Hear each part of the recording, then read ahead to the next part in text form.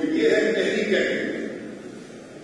दूसरी कैटेगरी का मैंने नाम दिया है माइग्रेटरी स्टेट्स, यानी कि ये वो आबादियां हैं जो मुंतकिल होकर नहीं, एक रकबे से उठकर वो दूसरे रकबे पे कब 16वीं, 17वीं, 18वीं, 19वीं सदी में पहले कुछ हजार की तादाद में, जैसे ऑस्ट्रेलिया को कैसे बनाया गया, बरतानिया में कानून की किल्लत थी, प्रिजन्स नहीं थे, जेल कम पड़ रहे थे, इतने ज्यादा मुजरिम जमा हो गए, तो उन्होंने शुरू किया कि साहिल के करीब जहाजों में कैदियों को रखना शुरू किया। और फिर उनको फिक्र होने लगी कि कब तक हम रखेंगे, तो उन्होंने फैसला किया कि चलो ये जहाज का ढेर, हमने सुना है कि कोई जजीरा है इंडिया से बाहर, तो वो बेचारे मुजरिमों को जबरदस्ती उनके मर्जी के खिलाफ भेज दिया गया ऑस्ट्रेलिया।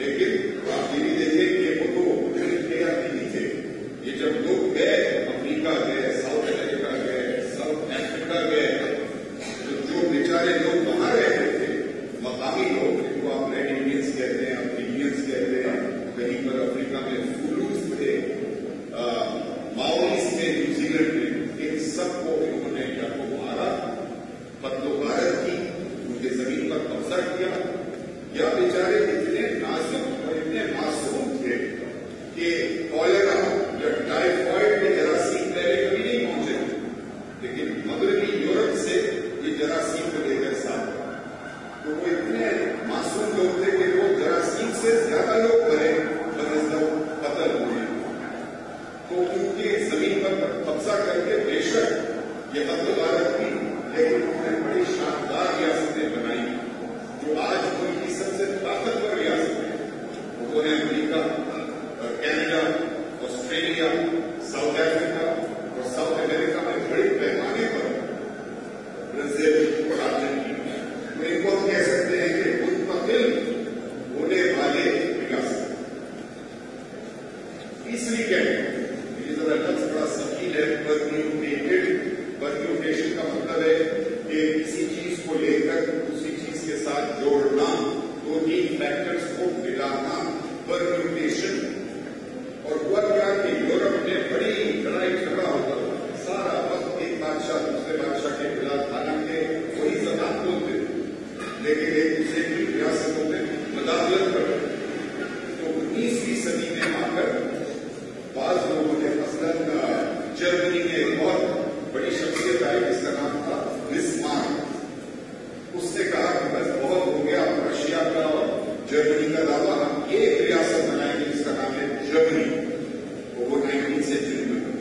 इसी तरह इटली में 3 शख्सियात आई, Garibaldi, Mazzini, and they got together with Cavour and form what we call today Egypt. So these are permutated states.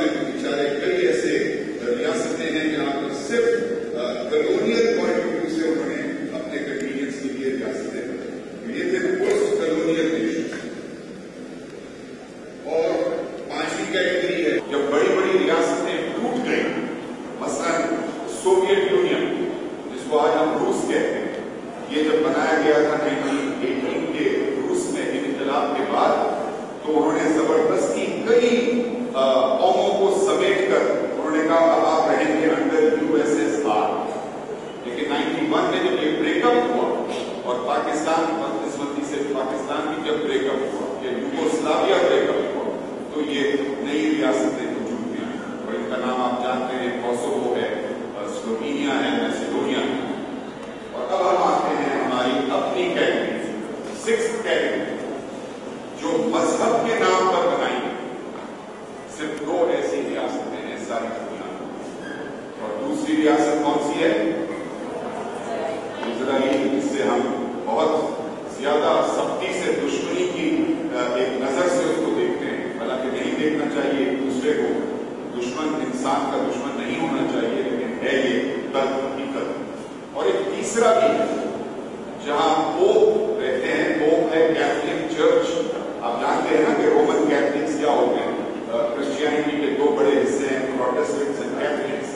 तो पोप साहब की रिहायशगाह को उन्होंने एक रियासत का दर्जा दिया है, वो रोम के एक हिस्से में मुश्तमिल। तो वो सीरियसली एक बड़ा स्टेट नहीं गिना जाता, लेकिन है स्टेट। उनका एम्बेसडर इस्लामाबाद में भी आता है।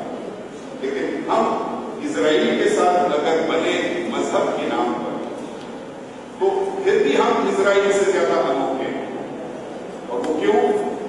जी शुक्रिया करने का अभी से ये हाल है गुफ्तगू का।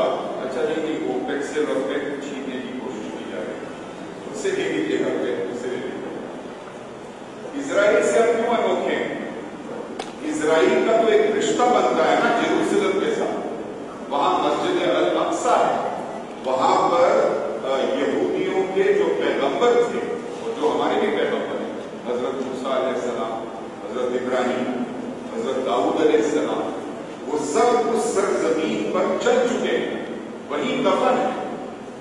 तो बेशक इजराइल ने बड़े बर्बरियत के साथ फलस्तीनियों की जमीन छीनकर अपने आप को मुसल्लत किया है, लेकिन जायज तौर पर कहा जा सकता है कि भाई तारीखी तौर पर यहूदियों का एक रिश्ता है उस सरजमीन के साथ। जबकि पाकिस्तान में बेशक हम सब 97% हम मुसलमान तो हैं, लेकिन हमारे रसूल पाक ने तो इस सरजमीन पर कभी कदम नहीं रखा। ये तो जनूबी एशिया का एक हिस्सा है जहां पर हिंदू भी रहते हैं, बुद्धिस्ट रहते हैं, सिख्स रहते हैं, जैन रहते हैं। तो हम इजराइल के रिलीजियस लिंक से बिल्कुल मखसूस और अलग हैं। We are more distinct than Israel as a religious. Vatican का भी एक जस्टिफिकेशन बनता है कि वहां पर पोप साहब रहते हैं तो कैथोलिक चर्च के सरबराह हैं। लेकिन शुक्र है कि हमारे इस्लाम में कोई एक शख्स को हक नहीं है कि पोप खड़ा हो और कह रहे हैं कि मैं इस्लाम का नुमाइंदा हूं। हर मुसलमान इस्लाम का नुमाइंदा है, क्योंकि हमारा रिश्ता डायरेक्ट बराह रास्त है अल्लाह से। तो पाकिस्तान का वजूद में आना मजहब के बुनियाद पर बहुत एक अनोखी हैसियत रखता है। अब मैं आपको गिनवाता हूं वो स्पेसिफिक रीजंस वाई पाकिस्तान है। कि वैसे तो हमारी सरजमीन इतनी मुकद्दस है, यहाँ पर इंसान की तारीख के सबसे अजीम पुराने सिविलाइजेशन है। मेहरगढ़ बलूचिस्तान में जेकब के बनी 7000 साल से ज्यादा अजीम।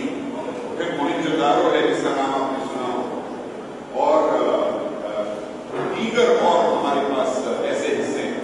लेकिन पाकिस्तान की अपनी कोई हैसियत नहीं है 1947 से पहले। चीन तो कह सकता है कि भाई 3000 साल पहले ये चीन की जमीन थी। कोई पाकिस्तानी नहीं कह सकता कि 1947 से पहले ये पाकिस्तान की जमीन थी। और इसीलिए मैं कहता हूं कि